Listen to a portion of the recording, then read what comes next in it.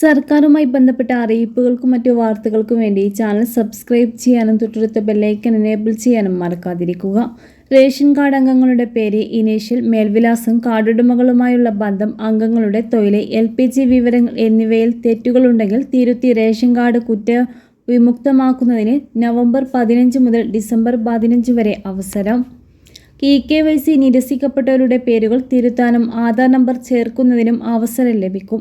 അനധികൃതമായി മുൻഗണനാ കാർഡ് കൈവശം വെച്ചിട്ടുള്ളവരുടെ വിവരങ്ങൾ, റേഷൻ കടകൾ സംബന്ധിച്ച ആക്ഷേപങ്ങൾ, അഭിപ്രായങ്ങൾ എന്നിവ അറിയിക്കാനും പൊതുജനങ്ങൾക്ക് ഈ സൗകര്യം പ്രയോജനപ്പെടുത്താം.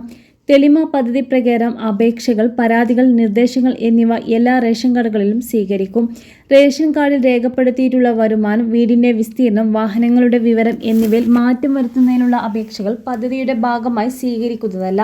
ഇപ്രകാരമുള്ള അപേക്ഷകൾ നിലവിൽ തുടർന്നു വരുന്ന ഓൺലൈൻ രീതിയിൽ തന്നെ സമർപ്പിക്കേണ്ടതാണ്.